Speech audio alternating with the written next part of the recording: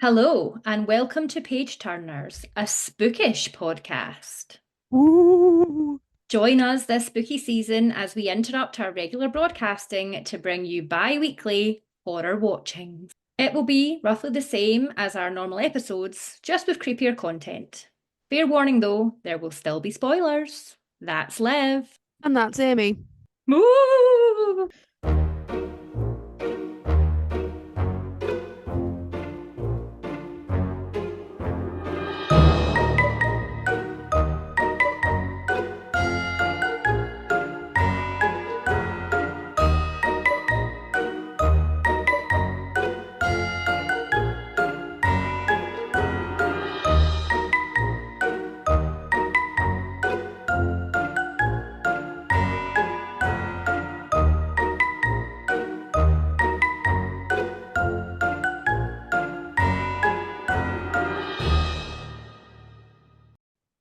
How are you? Ah, I'm not great. Oh, It's the first time I think I've ever said anything other than I'm good, I'm fine. Yeah, I just feel a little bit shitty, bit headachy, but kind of everything's round about here. So I don't know if maybe it's like a kind of cold sinusy type thing. But a lot of pressure in my head. well, I think I can speak for all four of us when I say thank you so much for coming out. No problem. Got my support pumpkin here. I was going to say, what's in that? Is it lemsip? Is it just tea? No, it's what's it called again? It's pucka tea, and it's the three mint one with peppermint, wild mint or something, and spearmint. It's lovely. Wow, you look at regular peppermint tea and you go, I wonder if we can get more mint in there. And Let's have different mint. Yeah, Google have let's have answered the good mint. question. Yes, they can. It's like a four It cheese pizza, but a three mint tea. is, and it's lovely. It's very sweet. It's a sweet mint. I like it. Oh, I think my preferred mint is spearmint, always. Yeah, because I always associate that with like light blue, like an ice blue color. Yep, yeah, until the um extra chewing gum went and ruined it and made that like cool ice or whatever they made that metallic one. Come on, extra. Show your finger. How are you? Yeah, no, good, good. I mean, better than you, it sounds. God, what have we done? Nothing really. Last time we were in Berlin, I'm just getting ready to go away again, but we're not going anywhere fancy. We're just going to my mum and dad's for a few days and then Jet set. She's a jet yeah, setter. yeah, that's what it is. All those that 3 hour drive to Durham. Yeah, no, it's gonna be great. Oh, that sounds fun. So when do you leave tomorrow? Yeah, yeah. And we'll probably leave about, I don't know, just after Alex finishes work. Mum and Dad are deciding to go to the pub quiz and leave us. So Mum was like, I'll have your dinner ready though. And I was like, all right, thanks, Mum. What a legend. That's nice. That is nice. Top But tier mom there. Great. you know this feeling though, when people are like, oh, isn't your mum so great, like having your dinner ready? I'm like, well, I am her only child. Oh yeah, yeah. I feel like we put our parents on a higher, like we hold them to a higher account than people with siblings do. Yeah. It's like Yeah. anything my parents do for me. I'm like, yeah, but I'm your only child, mom and dad. Come on. They're Yeah. so sweet. I'm actually staying overnight at their house on Friday Oh. because this is funny. So last Friday, in fact, last podcast or last Friday, I think I was just talking to you. I had said I was going to get my hair done. It Mm. was last podcast. So I went to the hairdressers as planned on Friday, and my appointment was for this Friday. Oh. And it was so busy, and I had to be like, oh, Oh, and I oh, so silly. oh, it's so embarrassing because everybody knew it's quite a small salon, and everybody was just looking at me like idiot. It's like, oh. Right. So yeah, I'm going to theirs because my appointment's quite late, and my mum was like, just stay. You can have dinner. You can stay with us, watch some TV, and I'll make you some breakfast. And I was like, do you know what? I think I will just stay. That'd be nice. Yeah, that'd be nice. Yeah, Yeah. gonna Is, sit on dad. is your childhood bedroom the same as it always has been, or have they like redone it? Yeah. No, they as soon as I was out of there, Susan had the paint cans and the paint swatches out. She knew what she was doing with that room. Yeah, my bedroom was okay though. Like I didn't have a very cringy childhood bedroom by the time I left because I moved out when I was 20. So I feel like I had got to that point where I wanted to be quite, I'm cool. Like I'm so cool. The posters of Edward is off the wall now, and Oh, not Edward. Ed. That Edward's was. no longer there. Yeah. I don't know if we've talked about this on the podcast. We might have done it in Bookish Origins when we talk about Twilight, but yeah, no, we had the same Edward poster that I imagine thousands of other young girls did. But it's the classic one of him in that grey coat, and they've proper Mm. like filled him up and made his hair proper red, and he's proper like pouting, like. Pouting. And he's like glaring. His eyes are all dark and yeah, I love that poster. It was behind my door. No, what was it? Yeah, it was. It was like on a wall. It had quite a big wall behind my door. He was sitting there. Pride of place. Mine was sort of as you come into the room, like my bed would run along one wall, Mine's dead. right there in the middle, Oh, like nice. looking down on my bed, like, Hey, Edward. Yeah. stop it. Did you have like a collage of different posters, or was he the main feature of the wall? I had a few, but like because it's such a big one. I think I had like one, and then maybe I had all my gig tickets on one side, and Yeah. Yeah. because I'm so edgy, like no one's ever done that before. So Oh, I wish I could see all the posters I had now. I really wish. I don't remember them all, but I I wish I could go back and look at them. would love that as well. I can really vividly remember the Edward one. I think I had an Avril Lavigne one, like the classic, like her Skater Boy era, like that album cover of what is that album cover called? Let Go, and she's So it's one standing. of my favorite albums all It, time. I put it on, and I was like, these are some genuine bangers. Every single song, it's non-skip. You put that on, it's a good time from start to finish. Quick Avril Lavigne favorite song, favorite one, go. Ooh, I love I'm With You, I classic. love I'm With You. I really like Things I'll Never Say, Mm-hmm. and I like a little bit of My World. Oh, Look, it's coming. Calm down, Avril. Calm down, my love. as we just discussed, that album, no skips. No Like, skips. no skips. I think Mobile also deserves Yeah. a little Mhm. like appreciation. With mixed feelings. Yeah, that's a good one. I'm Anyway, mobile.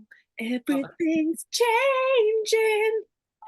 when I turn around. Yeah, so good. The, Keeping it in. the people need to hear the Avril appreciation. When's the Avril podcast coming out? Coming soon. It is, what is it? I think it's 22 years since Let Go. No. So we'll be looking a few years before the 25th anniversary. Oh my, what year did it come out? 2002. Ooh, how relevant to what we're talking about today. It's a little bit of a noughties classic. 2005, I was shocked when I saw that today. Really, in the sense that you thought it came out later or you thought it was Oh. earlier? I thought was maybe about 10 years old, maybe. Oh, okay, so you're thinking like 2014's. Wow. Yeah, yeah. Okay. But no. Very quickly before we do move on to what we're talking about, Mhm. currently reading. We haven't done it in a while. Oh yeah, what am I currently reading? Oh, can't tell you one of the answers because spoiler alert. We'll find out at No, the end of this episode. yes, you will. It's not a spoiler for very long. I'm reading Middle of the Night by Riley Sager. I know that Riley Sager is a horror Mm-hmm. king. Yeah, yeah. Some people might argue, but it's like an auto buy offer for me. Like when a new one comes out, I'm like right in there. But this came out in July, so Oh, I feel like way behind. So I don't know yeah, if you're behind or you're just the one reading it at the right time. yeah. Well, it is. It's quite good spooky vibes. Yeah, I think it's about Well, I know it so far from reading it. It's two friends, and one night one of them goes missing. Easy premise, right? Yeah. Nice. What about you? What are you reading currently? I am reading book 4 of the Broken Kingdom series by L.J. Andrews, and Is that the pirate one? no, not yet. No. It is The Night of Masks and Knives by L.J. Andrews. So the first trilogy is like one couple. I'm on the second trilogy, which is another part, same universe, another part of the kingdom. It's going to be another couple, and then I suspect there'll be another trilogy, and then Ah. it's the pirate one, then it's the Ever King.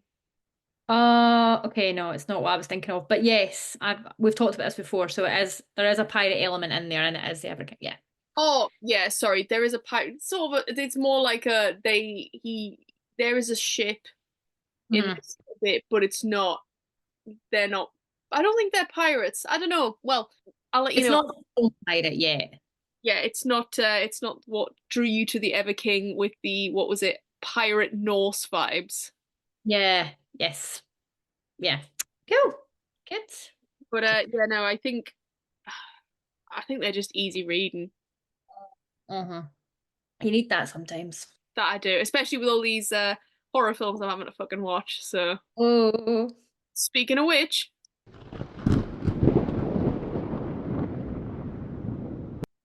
so Amy, Uh-huh. tell the people what we're watching this week.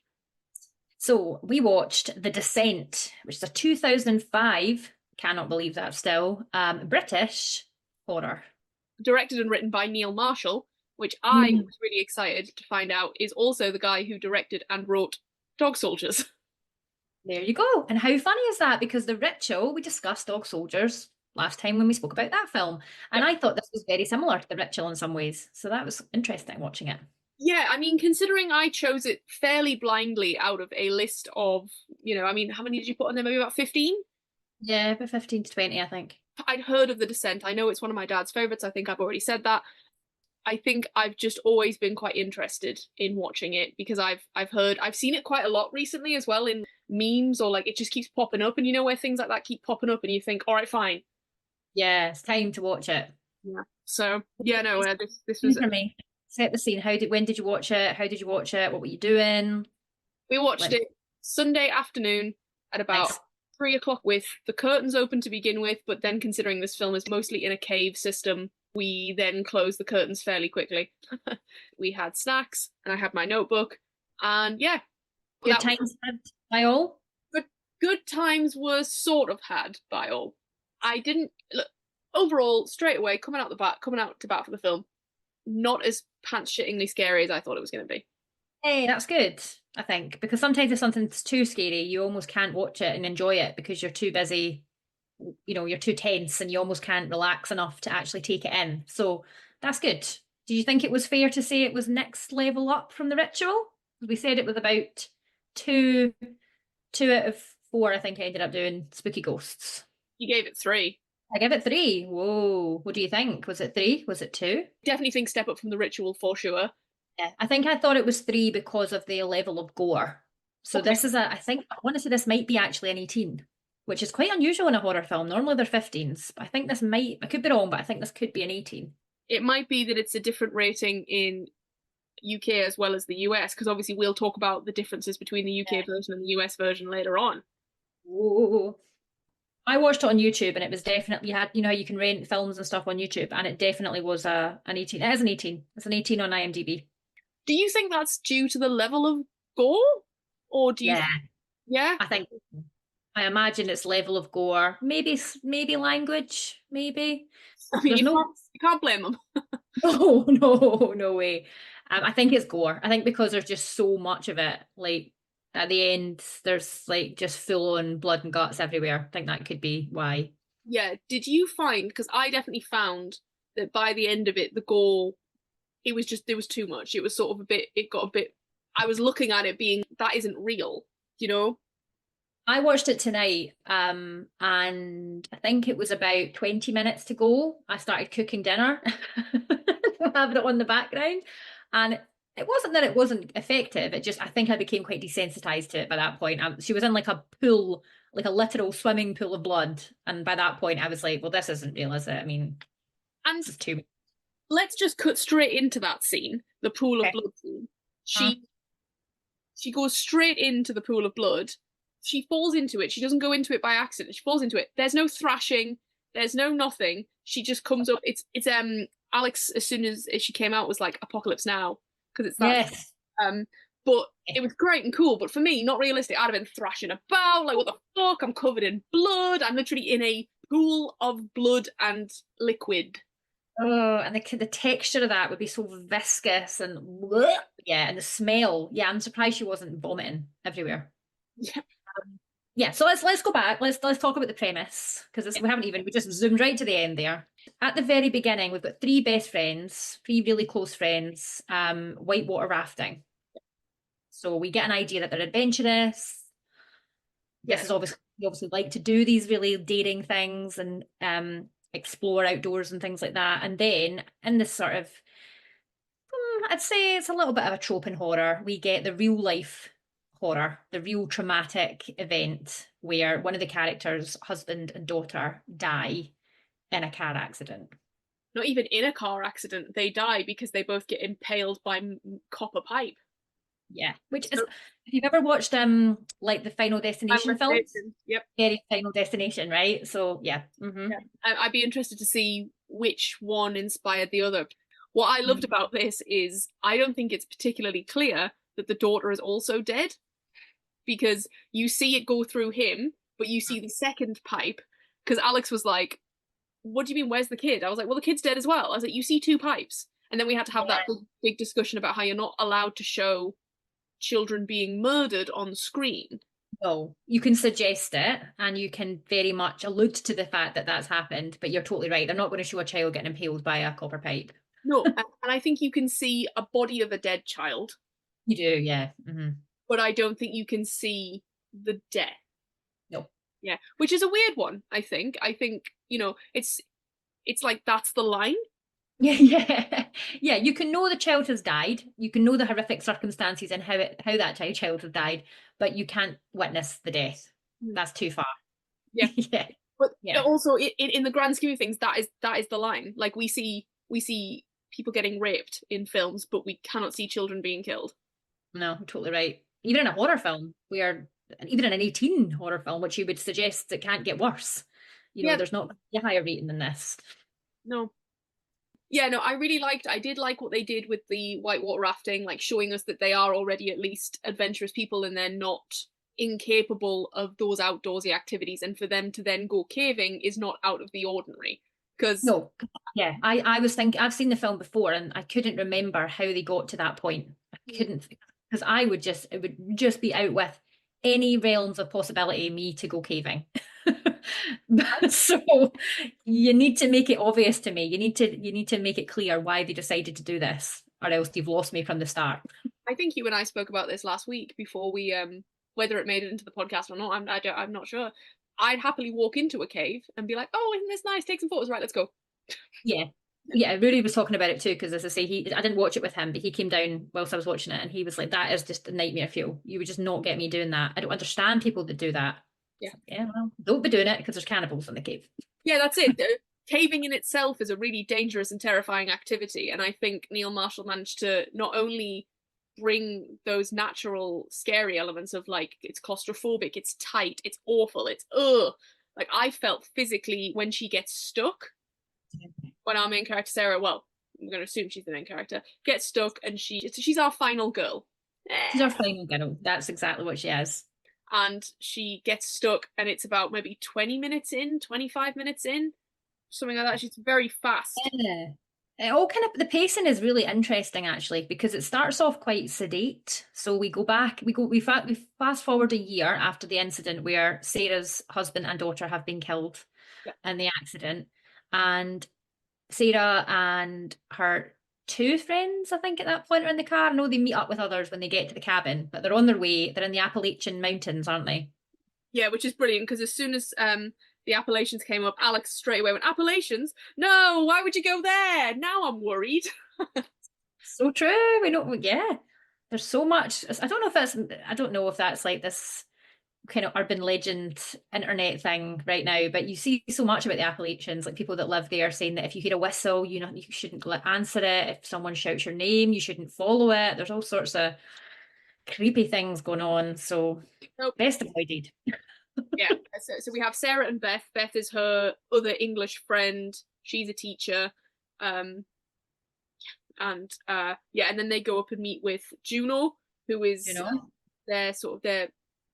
trio that you see at the beginning. She's American, and then there's Holly, Rebecca, and Sam. Sam, yes, and Rebecca and Sam are siblings. They're sisters, aren't they? And conveniently, Sam is a junior doctor, or training to be a junior doctor. Thank goodness. Thank goodness for that. Will come in handy over the next hour and a half. Yes.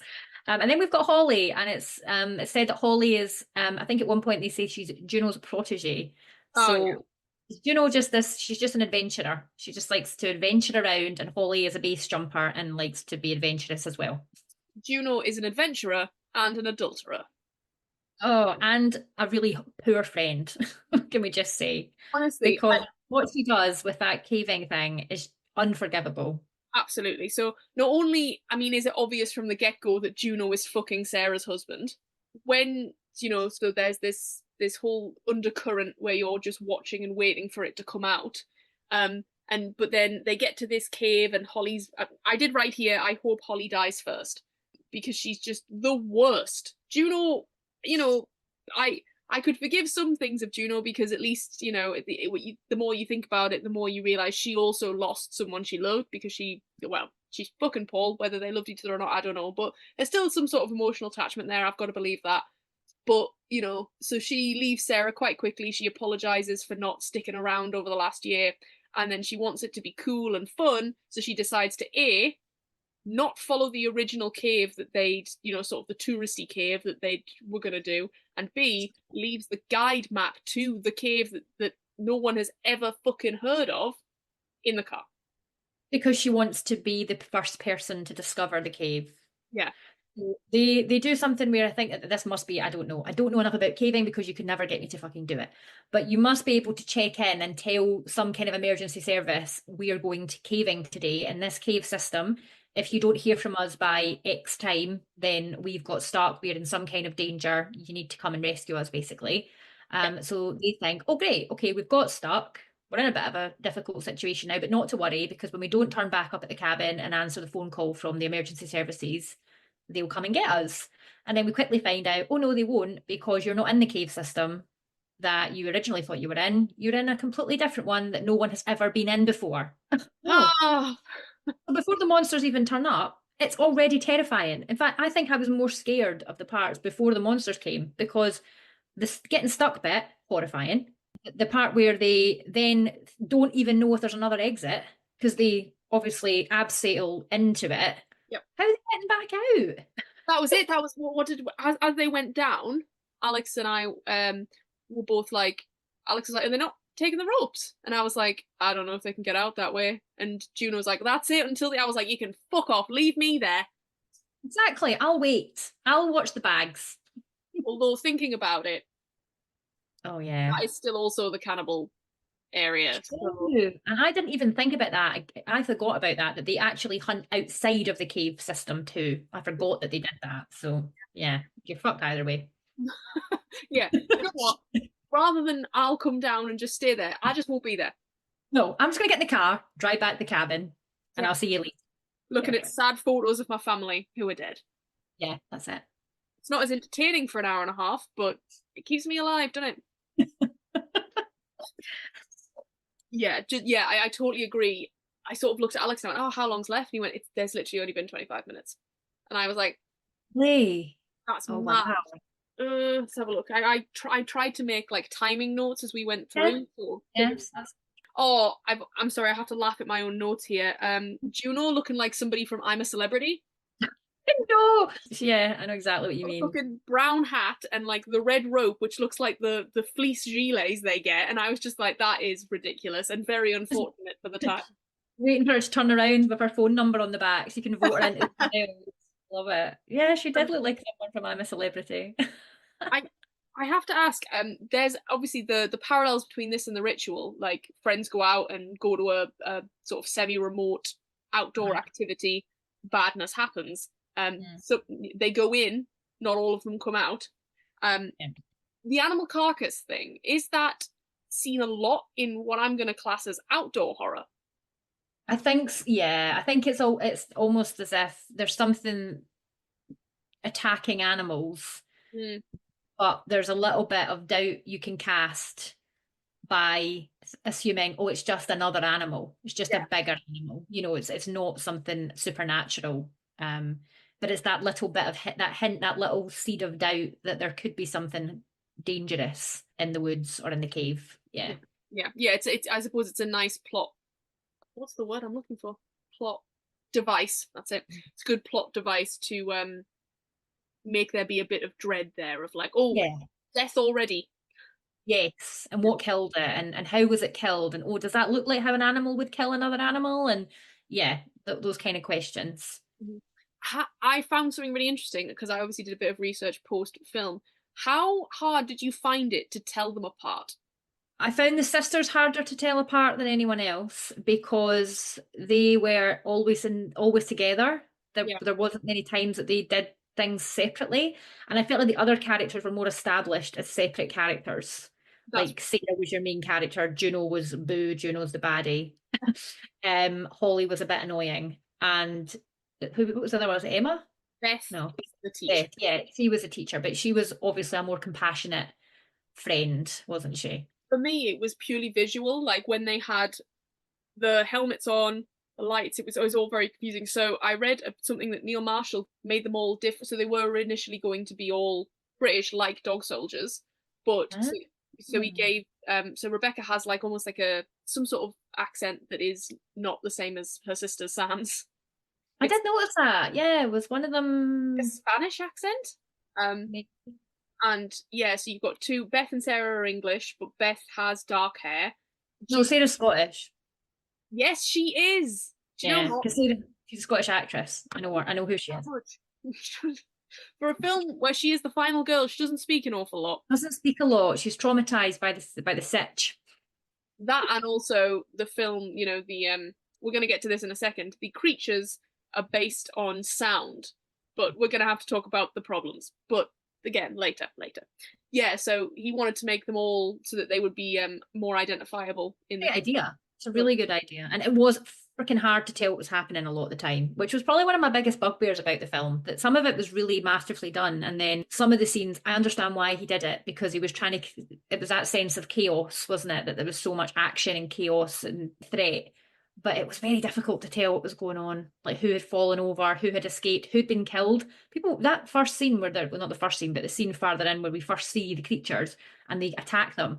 It took me a while to remember who died. I was like, who's that? Which person's that?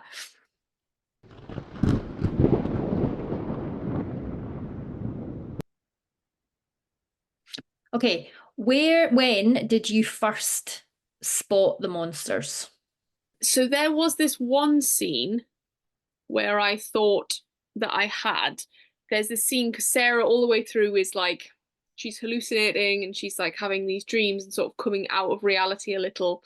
Um, but it's this shot where there's like shadows and they're like up on the left hand side of the screen. It looks like Yeah.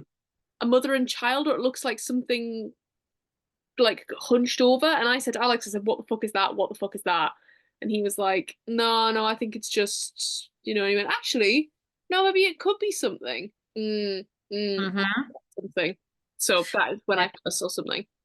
I think I was exactly the same as you, and I thought, is that maybe one of the others? And I thought it was really clever how there was a lot of other people in the cave with her. So there was a big group. So it could have been another person climbing up, but you could tell that they were sitting in a quite a twisted, hunched, kind of crouched way. And I thought, nah, that's one of the monsters over there. Yeah.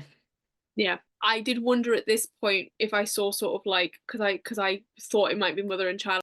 My theory was is Sarah gonna end up having this sort of bond with one of the creepy Hmm. children because of Jessica dying, and is she then gonna be accepted by them? And Oh. wondered whether that was going to be they either let her go or she'd become one of them or something. So, that's what I thought was going to happen.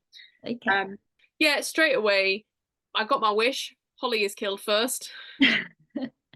Yeah. What did you think about that scene with the video camera? It's like almost like night vision, and then the That monster was is literally right there. that was legitimately the first jump scare. Okay.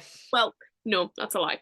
The one that made me shit my pants to begin with, that wasn't like creature feature wise, was the pipe through the window dream. Me too. Yeah. I only jumped twice, and it was the pipe through the window thing and the first. Was it the first? No, because I know about that scene. No, it was when one of the creatures jumps on someone's back. I think it's Sarah's back. Yeah, I jumped then. But that scene's quite iconic. So I knew when that camera turned around what exactly was going to happen. So Yeah. yeah. even though I wasn't sure it was coming, I was pretty certain it was going to be used. So it was really interesting to then have a look and see when the Blair Witch Project was sort of Hmm. filmed, and that sort of homage to some of the scenes being filmed through the camera, and that sort of fascinating element of we're seeing it in a traditional filming sense, and then we're also seeing it through the video camera, because later on Sarah uses it to see in the dark with the infrared, Yep.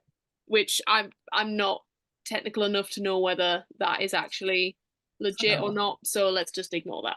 Don't know, but I liked it. I thought it was an effective jump scare. I liked the fact that it was so loud before it because they were all sort of shouting and panicky because they knew there was something there, but they couldn't see it. And then it's not typical that jump scares work like that. It's much more quiet and unassuming, and then it's like bang, they use the sound element as well as the visual to give you the full effect. Whereas in this case, it was already chaotic and then it became even more chaotic. Yeah, Sarah was like, I've seen someone, I saw someone, I saw someone, and they're like, and they're like, well, you deserve to all die. I thought Holly deserved to die for sure. When she did that, when she was just running aimlessly and fell down that hole, I was like, what are you doing? Why are you running around a cave system in the dark that you don't know about, where you've already know there already has been a section that was so deep, when they chucked the rock down and they heard it Yeah. eventually hit the ground. You know how big this cave is. Why are you running about like an idiot? Well, part of me is Literally. like, do they want us to make it seem as if she's desperate to get to the surface, and this whole facade of like, oh, the tourist cave's gonna be so boring is like this complete is cracked, and she's like, no, I'm genuinely terrified now. Yeah, Then I right. also think there was a part of me that thought she just wanted the glory of being the first one out. I think so. Yeah. And I think up until that point, some of them were a bit cocky. Some of them definitely weren't. They were still very much scared. But I think Juno and Holly were both still a bit like, it's fine. We're going to get out. Yeah, yeah. I definitely think Juno's point of the beginning of that starting to crack is as she's the last one over that little cavern and she's bringing Yes. back the caving equipment, and then she falls. Hmm. But And by smacked into the side of the cake. Yeah, that was quite a brutal scene. props to Rebecca though, going over that first time and just fucking hanging on. Amazing. Oh, I know that was such a tense scene. I was actually sitting up. When you're like usually lounging back, I was like on the edge, literally on the edge of my seat, watching them. Yeah. That was scarier than the monsters for me because that is a scarier fate. Yeah, no, I mean, do I think I would rather fall into a hole and die definitely at the bottom versus being eaten and torn apart? Mm. I think I know what I'd pick. Um, I liked Um, the little bit where you saw like the X, the sort of the last people to be there, yeah, their little climbing equipment, and then you eventually see the bodies and you see all the paraffin lamp, you know, yeah, the the ideas. helmet. Yeah. Yeah. It's Mm. brilliant. It's brilliant. I thought it was really well put together. The plot sort of made sense.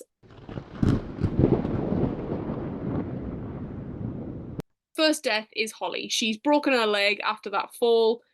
A broken leg. I'm funny about what do you call it? What is that called? Compound fracture when you see the Oh, bone split pierce the the skin. skin. Yeah. Oh, I don't like the thought of that. I don't like the thought of that. No, it's definitely a more serious fracture than. Oh, I don't know. Mm. Is it? Do you think? Do you think because it's popped? I don't I know. don't know when she had to get it pushed back in. I was like, Ooh. oh, I'm not watching this bit. This is too much. Thank you, Sam, for being Yep, thank pre-doctor. Yeah. goodness. Um, Even to be fair though, even the hand bit, when the rope brutal. slices through her hand, I was like, oh, that would hurt as well. Yeah. Ooh, Yeah. yeah, That's when nasty. the gore was quite realistic, but I think when it started to get a bit more into a slasher fest of claws and Yeah. it was spraying, that's when it got a bit And yeah, when they had the pickaxe or like the ice pick and they were climbing like axes. just Yeah. going ham on the monsters, I kind of was a bit like, okay, yeah, whatever. This isn't Um, realistic anymore. so yeah, they get ambushed by one monster that you think you've previously seen before, because at this point I started a CC, a cannibal count. Nice, like it. So we had one at that point, didn't we? Yep, we had one, and then there's Holly is there on the ground. Juno, which is mad for me. Juno's like, nah, you gotta come on. What are you gonna do with that body? What are you gonna do? Oh, Leave I know. When she was trying to get it back, and then she had like a full-blown wrestling match with the cannibal. I was like, just run away. I mean, Run! Leave the body as bait and run. Who dies next? Is it Beth? It is Beth. it is Oh, Beth, and that was brutal. I did not see it coming. I loved it. I Juno loved it too. has just fought off, has just killed one, has just fought off another, turns around. I think she senses. I think it's that of like she can sense something behind her, and she's so Yeah. wired, and like the adrenaline is pumping that she just lashes out, and yeah, right through the neck. Yeah, yeah. I, I've Disgusting. I've written here before Beth's death. Juno is a bitch, but fuck me, she's capable. Badass. She was really capable in there. Yeah, I'm sad she killed Beth, but well, I suppose I like the idea that they all don't get killed by the monsters. No, true. And it was interesting to use that as the plot point for the husbands and the kind of adultery that was going on. I was thinking, how's that going to come out? Is it going to be a bit like the ritual where, in that Oh, yeah, the tension one and of it them comes to a just head. loses it? Yeah. Or is something else going to happen? And I thought that was a really clever way. Yeah, so Beth has an ice pick, an axe pick or whatever through the neck. She's done for. She's done so. Although what I would Yes, but the she difference doesn't just mercy kill her. Don't leave her there, like choking and gurgling on her own blood. Because I yeah. thought, oh, she'd die instantly. Oh no, she was still alive about 10 minutes later. Well, yeah, she is alive. um, yeah, so you see her. They sort of have like they go. She goes down and she takes Juno's feather necklace with her. Such an early thousands necklace as well. Oh, It's like I a know. silver feather in like die cast metal, and it's on Yes, like a leather cord, and it's just like, oh that's man, right. that's so early thousands. I know. Um, With a little bead, a couple of little beads on it as well. Yeah. yeah. And then you see sort of Juno fade into the shadows, despite being desperate to take Holly's body with her. She's not that desperate to take Beth's. Give a shit about Beth. Beth just has to lie there dying on her own. Yeah. Yeah.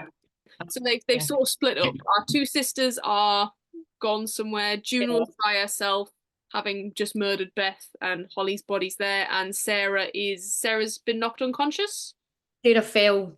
So Sarah tried to run rather than fight. She ran away and she either tripped or she fell down some Mhm. kind of, I don't know, crevice and banged her head really badly.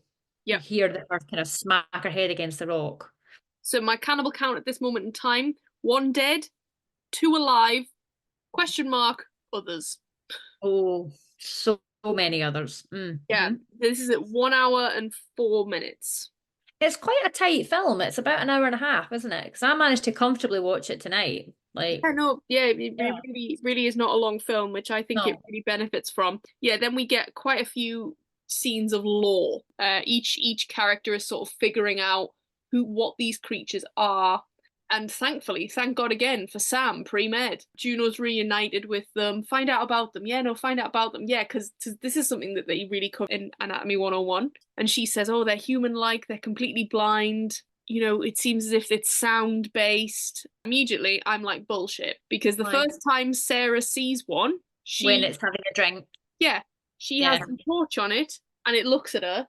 She has made no sound. She makes no sound. You're totally right. Yeah. And it is clearly, or we're just under the pretense that it never sees her Mm. and just happens to walk away by itself. So she splits off from the group before everything goes down. She looks and she's like, oh, there's something there. And she's looking with the torch and she's seeing the sort of the white creature having a drink. Yeah. It looks at her, doesn't it? Yeah, it looks at her. But it doesn't look at her and then look away. It looks at her and then instantly runs away, presumably to communicate with the others and say, oh, there's some food here. And then all the way throughout the film, not once do we consider that potentially they also have exaggerated smell as well. And even if, yeah, totally right. And if they do have exaggerated sense of that they can hear extremely well to compensate for the fact that they're blind, I'm sorry, but tiptoeing through a cave system, they're going to hear you. It's not just a case if you shout, they'll hear you, or if you knock something over, they'll hear you. They'll hear you breathing, they'll hear you rustling. Mhm. You're not getting out of that system. There's no way. Yeah, and what I would say as well is we get to a scene where Sarah. Oh, that's the scene that you found the scariest was the little kid. It's like a kid cannibal. Yes, that's And right. She just fucking murks it. She has no Oh, mercy for the fact it's a child. She kills it, and then the mother comes. And the mother yes, identifies the body of that child by smelling it. that's true. You're right. Which means it makes no sense later on when she's just killed the female. So Sarah then proceeds to go into the blood river or pond, Yeah, pool. ever. They come up, they have a fight. It's very sexual, if I'm not gonna lie. It's very oddly like we don't have mud wrestling, we've got blood wrestling.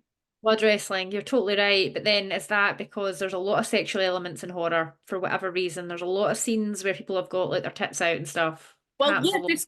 this creature doesn't have nipples, but she's got tits. Yeah. Wait, I want to talk about that again in a moment. And there's that moment where Sarah comes out of the rock, and that Mhm. creature is like looking. There's another creature that's come, and they put their hand on Sarah's head, Oh, yeah, yeah. and she just stays still as if to be like, "Oh, it's just rock under me hand." So yeah, but It you must smell know. her. You must be able to smell her, even if she is covered in blood. And you also must have a keener sense of what's under you. This is warm. It's not a cold rock. Yeah, And yeah. do I appreciate that we have to potentially give our humans a chance, a fighting chance? But I Yeah. think I said this to Alex. If we were following the law of these creatures, none of those guys would stand a chance. Their No, not at body strength alone, all. the fact that they spend their whole life like round caves on all fours, climbing, things like that, they must be super fucking strong. Yeah, and they're apex predators in that environment. They're designed to be able to live their best life in the caves. So these inexperienced, totally out their depth humans that have, as you say, much slower, much weaker, it's not going to take them any time. And there's loads of them as well. Just Yeah. all converge on them and they'll all be dead instantly. Yeah, at 1 hour 20, I've got 5 dead, loads alive, and then Mhm. about 5 minutes before the end, motherfucking tons of them alive. Yeah. I don't know, I think there must be, we must see at least 20. Yeah, it's that scene where Juno is sort of turns back into the cave because she realizes that she's not getting out, and the lights almost rise, and you see them all sitting perched around the caves, and you're thinking, okay, this is like a full population under here. Yeah, like cats on a wall. Yeah. What did you think of the end then of the scene where Sarah confronts Juno and then ultimately decides you ain't getting out, I'm not helping you, you are on your own. I loved it. I loved seeing Sarah's transformation from meek and sort of like grief-stricken to fucking warrior. Yeah, Like when she finds Juno again, she's fucking drenched in blood, and she of asks those her scenes. about Beth. And what we haven't discussed is I've written here, why is Beth alive? Sarah finds Beth alive, and the answer Alive. is for exposition. That's why Beth is alive. Um, Exactly. Beth Yeah. Beth is somehow able to talk despite having had an ice pick Yeah. through her neck, and is able to tell. And now, see, this is the thing. I feel like she does Juno dirty, not necessarily in revealing the affair, but also in making it very clear that Juno didn't mean to kill her. Like, Oh, I know. Yeah. She kind of was like, oh yeah, she killed me. Don't trust trust her. her. Okay, yeah, fine, but maybe, look, maybe we can't, take ourselves away from your own impending death. I get it. No. She couldn't have saved her, but she could have killed her to spare her the pain of lying there and then potentially being ripped apart and eaten alive like Holly was by the creatures, I Yeah. suppose. But she Which is would have then, been dead within a couple of minutes. She was yeah, completely bleeding out. exactly. Which is then what Sarah does. Sarah finishes the job, kills Beth Oh, a rock to the with a face. big rock, right? I mean, you take the risk there. Like, Jesus Christ. Why she doesn't die and then she's just in agony with her skull caved in. How Lovely. many times would you have to crack that rock into her face to ensure that she dies? That's I all I'm know. saying, Sarah. Bit of thinking, Bit of thinking. Thanks, Sarah. Even just take the pick out of her neck and she'll die because it's then going to be like, you know. Yep. So then Sarah is sort of quite seriously talking to Juno, asks her where Beth is. Did you see her die? Juno's like, yep. It's like, lol, lies. They have a bit of a fight off with a couple of monsters. Sarah turns around and then reveals the necklace, which has the phrase that Paul says. This annoyed me a bit because we know about the phrase that Paul says because Sarah says it in the cabin. Yep. It's like, what is it? In something every day or something. Love, I don't know. love each day, love. Yeah, I don't know. I don't know. And then he buys his mistress a fucking necklace with that quote on it. That of course it's such an obscure quote that of course if Sarah ever noticed that necklace on one of her friends, she would have been thinking, why did Paul give you the necklace? Because that's what he says to me all the time. It's fucking stupid egos of people being like, we're not going to get caught in this affair. You know, despite being very clearly for exposition, like who would fucking do that? I fully believe that that is something someone would do because people are stupid when it comes to affairs. They think they're never going to get caught, and they obviously do. Yeah, gross. Yeah, no, you're totally right. Yes, so then Sarah decides to stab Juno in the leg. So Yeah. no reason to. They could have easily, well, we'll get to the escape versus not escaping bit in a minute, but they could have easily worked together, and it probably wouldn't have been as difficult if they worked together to get out of the cave. But she just thinks, nah, fuck yeah, I'm not. You can stay here and die with the cannibals. I wonder whether there's a twofold thing. It's for revenge, of course, but also that I think she maybe considers that she will slow the monsters down. Yeah, maybe like she'll leave it there as something to distract them while she escapes. Or I don't know, how did she get out? Did she? She didn't use any equipment, did she? Because at that point we didn't have anything left. Or did she have a pickaxe to get out with? She hasn't, as she has a pick, but they're following the arrows backwards to get to the other entrance to the cave from the last people that attempted it. Yeah, so then essentially we have about a 5 minute bit of Juno being left, Sarah just running, and then she bursts out of this Yeah, sort of great thing. covered thing, gets into the woods, runs, gets to the cars, drives, pulls over Then.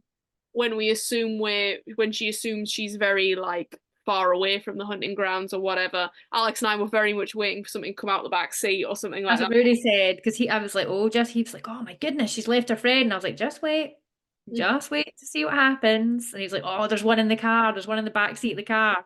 And then I'm so glad she vomited because I was like, at what point are we not going to appreciate that this is a horrible Exactly. scene and you need to vomit? Because I would be vomiting the whole time.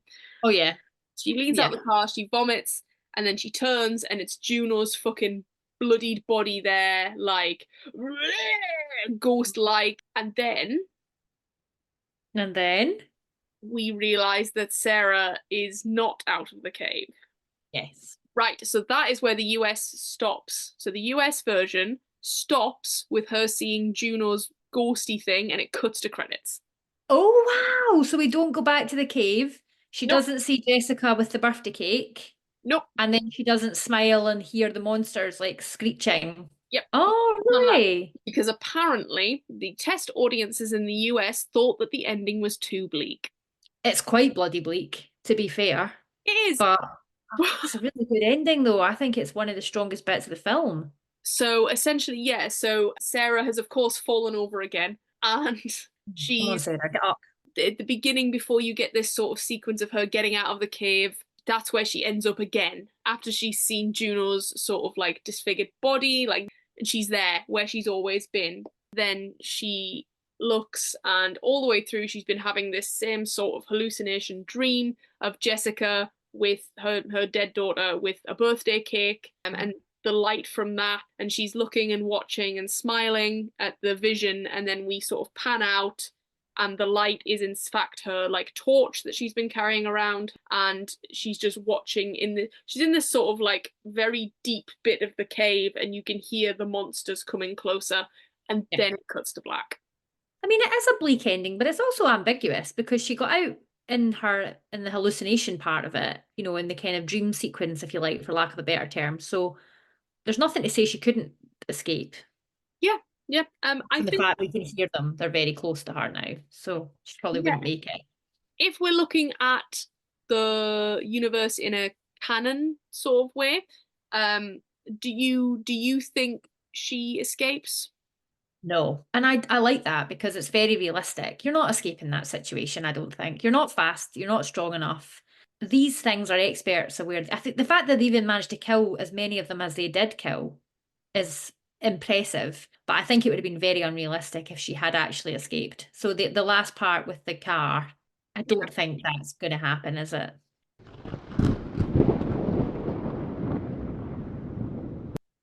So I counted 1, 2, 3, 4, 5, 6, 7, 8 jump scares. I jumped for 7 of them. So I looked this up because I wanted to do the same thing. I wanted to know because I think it's quite jumpy. And I think a lot of the jump scares are quite, I think people tend to call them cheap when they're not actually something scary. Mm, So, if it's maybe someone just coming into a room and the person's like, that kind of thing.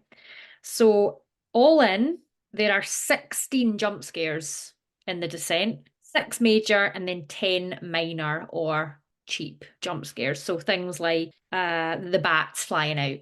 Oh, well, let's just talk about the bats because it was the worst CGI bats I've ever seen. Do you know, though, that was another part about this that I think it does stand up to the. I mean, 20 years is pretty good going for a film like this to still be actually quite effective. Mhm. But the CGI was not great. Like the creatures, when you actually get to see them fully and they're moving around and they're interacting with the characters, not super. I like the practical effect ones, but the ones where you saw them from a distance, like crawling around. Yeah, that scene where Juno looks and there's all of them. I was like, oh no. One of them doesn't even look like one of the creatures. Like, yeah. Yes, no. I was furrowing my brow when you were saying about the creatures there. I was like, they're most of the ones they interact with are practical effects. They're clearly Yeah. men, women in gear. Yeah, Um, which is great. I thought that was great. The makeup and costume design was really effective. yeah, Um, yeah, but the brilliant. practical effects for the bats, and to be fair, some of the, and this could just be because you're watching it on a widescreen TV now, some of the cave scenes did look a little bit fakey as well. Like I felt like you could see where the end of the set was Yeah. sometimes. It was like, So I read all about the production because I was really interested. We know that the ritual was $1 million. This was mhm, about 3 point something million. fairly Um, small budget. again, but makes sense with the CGI, makes sense, and also the scale of it and the fact that they aren't filming on site. They filmed it all in Pinewood. Yeah, it was a shame because some of it was very effective, but some of the other scenes where, like the scene where they were going over the canyon type part, Mm, I thought you can, oh yeah, you can kind of see where that ends and begins, and then some of the props felt a little bit too perfect. Like some of the rocks didn't look quite so natural. Like you could see the kind of formations of how they had been obviously man-made. yeah, yeah. Yeah, but Well, pretty good. so I thought it was really interesting to watch something of a higher budget, but also, you see much more of the monsters and you get potentially more creatures and it's a bigger scale of an attack, a bigger cast. Yeah, interesting. Really interesting. Okay, so we've talked a bit about the fact that you think it is a little bit scarier than the ritual. Yes, I think it is. It is a lot scarier than the ritual. Okay. Did you enjoy it more than the ritual or not? It's tough. I think I'm glad I've seen the film. Yeah. I would probably watch it again over the ritual. Like if Yeah, someone fair. was like, "Oh, should we watch a spooky film? I really want to watch a scary film. Should we watch The Descent or The Ritual?" I'd probably choose The Descent. Yeah. Do you think any of it will stick with you? Like you're at home right now. Do you think, or maybe later on tonight, or at some point down the line, is it that kind of film, or is it not really? No. No. Had this sort of realization for myself. Creature features tend not to stick with me, and I wasn't sure whether that was true. Yeah, 100%. Monsters do not scare me. Uh, No, I'm exactly the same. but I think ghosts do. Okay. Because ghosts are known to be in houses, domestic premises. Yeah, I also think there's a larger scope for what you can do in terms of, oh, a ghost did it. So we'll see. Okay. We'll see as Okay. we move through our next film. Excellent. Last Mm. time you shared a theory of the ritual with me, so I made it my mission to find a theory Oh, yay. for the descent for you. Okay. because I was reading a bit more about the monsters, Mhm. from what I'd heard of in terms of popular culture, they were just humans, but they were cannibals, and they, Mhm. you know. Whereas when I watched it, I was like, these aren't humans. I was very much under the belief that they're Wendigos. Uh-huh. Okay. I mean, I don't. How would we describe a Wendigo to people that are listening to this and have never watched Supernatural or Buffy or? Folklore, I would say. I think a human can turn into a Wendigo, Yeah. like a So werewolf. Is that right? a mythological creature or evil spirit originating from folklore. The concept of the Wendigo has been widely used in literature. Yeah, mythological cannibalistic monster in the spiritual tradition of North American Algonquian speaking tribes. Butchered that. It is associated with Yeah. winter and described as either a fearsome beast that stalks and eats humans or as a spirit that possesses humans, causing them to turn into cannibals. Yeah, so that's it. It's in popular culture, in all films, TV shows, video games. Yeah, you see it in all sorts, yeah, for sure. But I remember, I think one of the first times I ever heard about a Wendigo was potentially in Buffy or in Supernatural. Definitely in Buffy. I remember Yeah. that. Mhm. So this also ties into Sarah and the UK ending specifically, and how they think she ends her journey. There's a few ways people can interpret it. My favorite being that the possibility that the monsters were part of her imagination and Sarah killed all of her friends. But this Mm. doesn't line up with how things played out in the cave. If we're able to take the events as literal and things really went down that way, it makes for a classic horror movie narrative with monsters and puts into perspective the director's ending. Three facts that point to this being a Wendigo horror. There's Yeah. equipment from other cavers trekking along the path. Lots Mhm. of equipment means lots of people, would explain the amount of people there are in that cave. So they're turning into the creatures. Yes, the characters Right. keep referring to the monsters as looking human, and they do. They look like humans stuck in a cave for a really long time, along with the cliche of blank eyed blindness that is associated with Wendigos in popular culture. Hey. And the final one, Sarah takes a bite out of one of the creatures during the final struggle. When she spits it out, it doesn't come out as a chunk, but as spit. With this in mind, Sarah has then consumed the flesh of something that was once human, so by law, she will slowly turn into a Wendigo. The final scene, she runs out of the cave and into the cave, blah, blah, blah, blah, then finds herself back in the cave.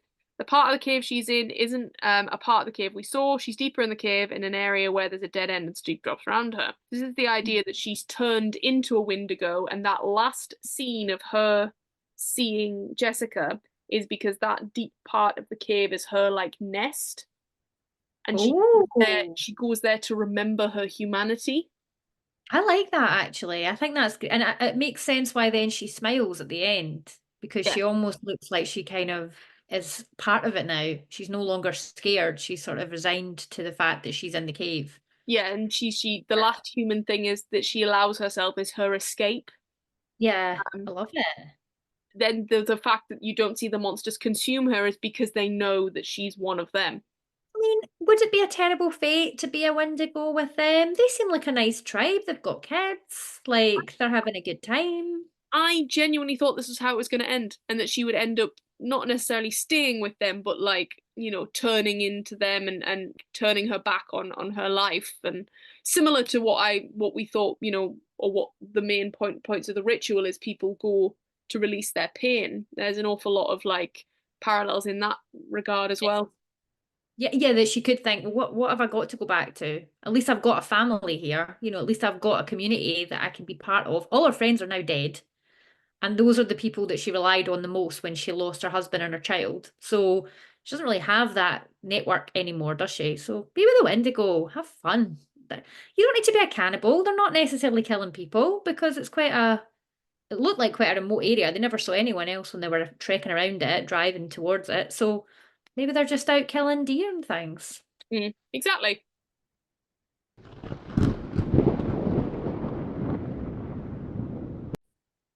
The Descent. Final thought, that it wasn't as scary as I thought it was going to be. That I can see why it's. Do you think it's a classic, or do you think it's a cult classic? I think it's a cult classic. I think it's one of those, if you know about it, it's known for being a pretty decent horror film. Hmm.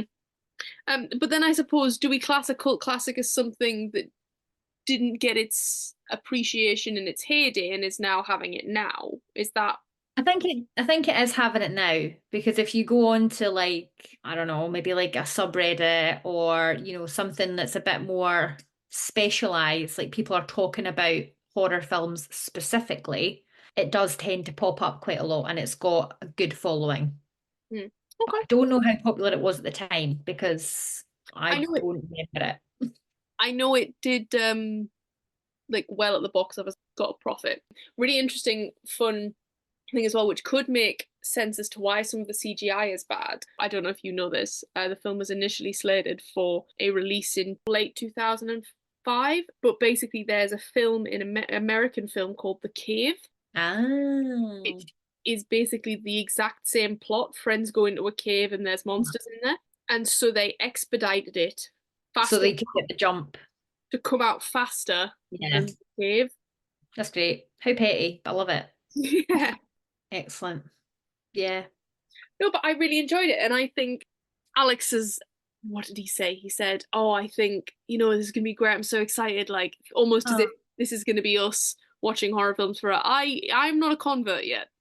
you're not a convert yet. Okay, let's Two see. two films does not a convert make. Not for me. No.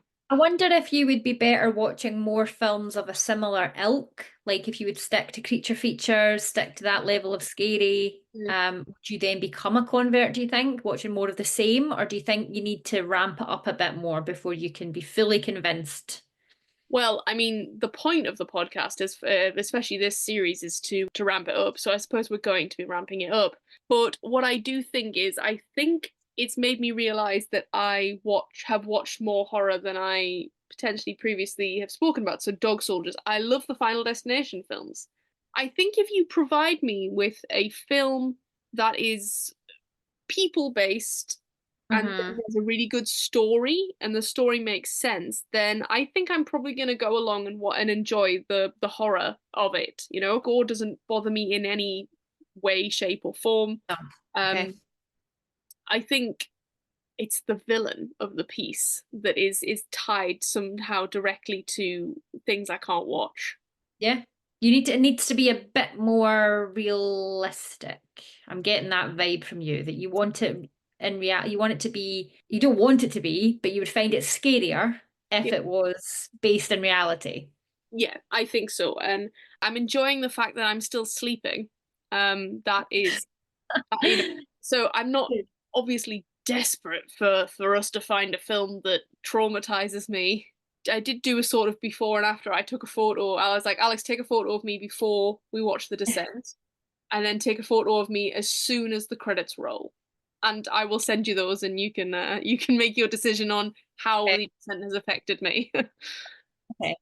I think there's different levels of how horror affects you though. There's the immediate feeling of when you're watching it. Are you tense? Are you nervous? Are you hiding your behind the pillow or your hands? Afterwards, is it like when you're sitting there like, whoa, that was intense? And then if it's a really effective horror, in my opinion, that's when you're alone later on, or you're doing something else, or you're trying to fall asleep and something, whether it be a visual thing or an audio thing, but something is sticking Yeah. and you can't quite shake it. That's when you know that horror's really done what it's designed to do. Yes, and that again is probably why we will harp on about this over the next month, and the whole subjectiveness of it. And I don't think I realized how what could be scary for me is potentially not scary for you, and vice versa. So like the leg, Holly's leg, no problem with me. Oh yeah, I didn't like it. But I watch I a couldn't eat it. but I watch a lot of medical drama, so Uh, yeah. in a Mm. sense, as I'm used to that element of gore, and so Yeah, no, I can watch it. And I didn't even think it was because, as we've discussed, it's an older film. It didn't have a huge budget. It probably wasn't the most realistic depiction of that kind of fracture that you're going to see in film, TV. But yeah, I was like, nope, nope, nope, nope. No, thank you. No, thank you. No thanks. I'm Which just about then to eat. No, thank you. makes me wonder on some of the films that you sort of put in the three ghost thing. Yeah, I don't know. I'm not convinced you're going to find them as scary as you might think you are. When I was ranking them, I think there's got to be an element of personal opinion in there because Yeah. how else do you subjectively rank little ghost icons? Like, how do you do it? But yeah, maybe you'll find maybe some of the fours you won't find as scary, but maybe if you went back and watched one of the ones, you would find that really, really affecting you. So I don't know. Mm, Be interesting if you ever watch any of the other ones to yeah. let me know your thoughts. I think there's a real, you know how we talk about the subjectiveness of books as well, but I think with films, especially horror films, there is that one polarizing opinion. Whereas with books, I think sometimes it's, I mean, assuming we take from the same genre, I think people in general are like, it either hits the mark or it doesn't. You know, there's that it's not the same with books. I think people there's a lot more nuance, but with horror films, it's like it's either scary or it's not. Exactly. Either frightens you or it doesn't. And if it doesn't frighten you, it's not going to rate highly. So yeah. It's the same as a comedy. I think comedy and horror are quite similar in that respect. It can be as good a film as it can be, but if you don't sit there and laugh, then Yeah, it's it not. doesn't do what it's meant to do, does it? So yeah. Oh. And with that Okay, profound okay. thought, Hmm. Amy, would you like to tell us what book we are reading next week? We are taking Okay. from Wendigo Cannibals. Straight back to Dream Harbor. Almost said Dream Valley, but that's not what it is. And we're going to be reading the Cinnamon Bun Bookstore. Ah, Laurie Gilmore. Back into your Alright, arms again. he's done it again. You chose this, like I am choosing the films. Would you tell the people why you chose this? I chose it because we had a conversation when we read the Pumpkin Spice Cafe, um, and that would this have hit different if we waited until the sort of season of Mm, coziness, mm, nostalgia. Sometimes when you want to go back and watch like an old 90s TV show and get cozy under a blanket and drink hot chocolate, would it have been more effective as a story? So here's the new offering. It's the perfect time. Let's give it another try. yeah. Yeah. Well, let's see. I mean, I am also on my well annual, but it's not annual. I don't do it every year. My Gilmore Girls rewatch. Oh, of course. Every time we get into the burr months, September, October, November, December, it's all I've got on. Yeah, I've started watching it again too. Thank you so much for telling people what the Burmonts are. Just in case you weren't sure. Which I've just started season 2. Oh, I like season two. I like season two and I like season three. I just like those ones. I think they hit their stride then. I was speaking to a friend today who's just started watching Gilmore Girls for the first time ever, Oh, how jealous am I of them? and they said to me they're about 8 episodes in, and I was like, okay, well, first off, I'm here to assure you that there is a story. And that those 8 episodes, well done for slogging through them because literally nothing happens. And realizing I've become quite cynical of the world of Stars Hollow because I Ooh. hate everyone, Amy. I hate everyone. Oh, Lorelai's dear. the worst. Rory's the worst. The only person I think I relate to is either Emily Gilmore or Mrs. Mhm. Kim. I know, I really like Emily Gilmore when I watched it back now. Obviously, when I watched it before, I was very much on, like, I wasn't Team Emily at all. But now I'm like, yeah, grow up. Grow up, Yeah. Lorelai. I know that there's definitely a period of like, well, we all know when everyone starts hating Rory. We Mhm. know what particular canon event that is in Gilmore Girls where everyone turns on Rory. And sort of, Lorelai gets a bit of a reprieve. Um, but I'm here, not here for her at the beginning. Don't care. Okay. I love it. Yeah. Anyway, and on that note, yes, A we. bombshell. Oh, so yeah, sorry, I'll leave that with you guys. Leave that with you. Um, yeah, we will see you next week for Cinnamon Bun Bookstore. Yay.